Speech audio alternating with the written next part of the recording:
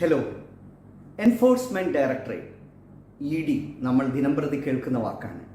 നിങ്ങൾക്കതിൻ്റെ ഒരു ഉദ്യോഗസ്ഥനാകണോ, അല്ലെങ്കിൽ IBയിൽ ഉദ്യോഗസ്ഥനാവണോ, NIയിൽ ഉദ്യോഗസ്ഥനാവണോ?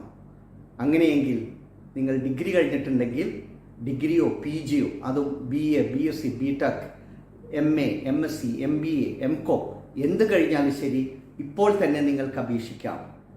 Government of India 17,727 ഒഴിവുകളാണ് ഇപ്പോൾ ക്ഷണിച്ചിരിക്കുന്നത് വിവിധങ്ങളായിട്ടുള്ള ഗവൺമെൻറ് ഡിപ്പാർട്ട്മെൻറ്റുകളിലേക്ക്. ഞാൻ നേരത്തെ സൂചിപ്പിച്ച പോലെ തന്നെ ഇൻ്റലിജൻസ് ബ്യൂറോയിലും CBIയിലും എൻഫോഴ്സ്മെൻറ്റ് ഡയറക്ടറേറ്റിലും നാർക്കോട്ടിക് ബ്യൂറോയിലും പ്രിവൻറ്റീവ് ഓഫീസറും ഒക്കെയായിട്ട്, അല്ലെങ്കിൽ സബ് ഇൻസ്പെക്ടർ, അസിസ്റ്റൻറ്റ്, അങ്ങനെ വിവിധങ്ങളായിട്ടുള്ള ഒരു ഏറ്റവും എല്ലാ കുട്ടികളും എല്ലാ മാതാപിതാക്കളും ആഗ്രഹിക്കുന്ന ആ വലിയ ജോബിലേക്ക് ഇപ്പോൾ അപേക്ഷിക്കാം. നിങ്ങൾ ചെയ്യേണ്ടത് ഈ ജൂലൈ 24 അപേക്ഷിക്കുക. അതോടൊപ്പം തന്നെ സെപ്റ്റംബർ ഒക്ടോബർ മാസത്തിലാണ് അതിൻ്റെ ഫസ്റ്റ് ടയർ പരീക്ഷ വരുന്നത്. 2 ടയർ എക്സാം എന്നാണ് പറയുന്നത്.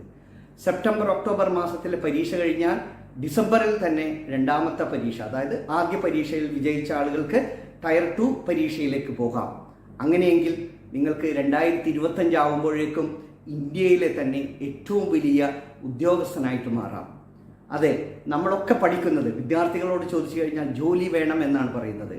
പ്രൈവറ്റ് ജോലി എന്ന് പറയുന്നത് സ്ഥിരമുള്ള ജോലിയല്ല. എന്നാൽ കേന്ദ്ര ഗവൺമെൻറ്റിൻ്റെ വ്യത്യസ്തമായിട്ടുള്ള സ്ഥാപനങ്ങളിലേക്ക് നിങ്ങൾ ഒരു 2 മാസം, അതല്ലെങ്കിൽ ഈ പറഞ്ഞ പരീക്ഷ എല്ലാ വർഷവും വിളിക്കും, നിങ്ങൾ 2-3 മാസം ഈ പരീക്ഷയ്ക്ക് വേണ്ടി, സ്റ്റാഫ് സെലക്ഷൻ കമ്മീഷൻ നടത്തുന്ന പരീക്ഷയ്ക്ക് വേണ്ടി നന്നായിട്ട് പ്രിപ്പയർ ചെയ്യണമെങ്കിൽ ഇന്ത്യയിലെ ഏറ്റവും നല്ല ഉദ്യോഗസ്ഥനായിട്ട് മാറാം. വിവിധങ്ങളായിട്ടുള്ള വകുപ്പുകളൊക്കെ ഉണ്ട്. അതിൽ ഞാൻ നേരത്തെ സൂചിപ്പിച്ച പോലെ തന്നെ ഡിഗ്രിയാണ് ഇതിൻ്റെ യോഗ്യത. അതിൽ തന്നെ ഒരു ഡിപ്പാർട്ട്മെൻ്റ് ഉണ്ട്, സ്റ്റാറ്റിസ്റ്റിക്സ് ഡിപ്പാർട്ട്മെൻറ്റ്. അതിലേക്ക് മാത്രമാണ് സ്റ്റാറ്റിസ്റ്റിക്സ് ഡിഗ്രിയിൽ പഠിച്ചിരിക്കണമെന്ന് പറയുന്നത്. ബാക്കി നേരത്തെ പറഞ്ഞ NIAയിലും IBയിലും CBIയിലും നാർക്കോട്ടിക്സിലും എൻഫോഴ്സ്മെൻറ്റ് ഡയറക്ടറേറ്റിലും ഒക്കെ നിങ്ങൾക്ക് വെറും ഡിഗ്രി കൊണ്ട് മാത്രം ആ ജോലിയിലേക്ക് പ്രവേശിക്കാം. അതെ, ഇങ്ങനെയുള്ള കരിയർ വിശേഷങ്ങൾ, തൊഴിലുമായി ബന്ധപ്പെട്ടുള്ള വിശേഷങ്ങൾ അല്ലെങ്കിൽ വിവരങ്ങൾ ഈ ചാനലിലൂടെ നിങ്ങളിലേക്ക് എത്തിക്കും. ഇത് സബ്സ്ക്രൈബ് ചെയ്യാത്തവർ ഉടനെ സബ്സ്ക്രൈബ് ചെയ്യുക. അതോടൊപ്പം തന്നെ സബ്സ്ക്രൈബ് ചെയ്ത് മാത്രം മാറി നിൽക്കാതെ നിങ്ങൾ എന്ത് ചെയ്യണം?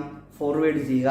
കാരണം ധാരാളം കുട്ടികൾ നമ്മുടെ നാട്ടിൽ ജോലിക്ക് വേണ്ടി അന്വേഷണം നടത്തുന്നുണ്ട്. അതെ, അവർക്ക് ഈ പറഞ്ഞ വീഡിയോ സഹായകമാകും.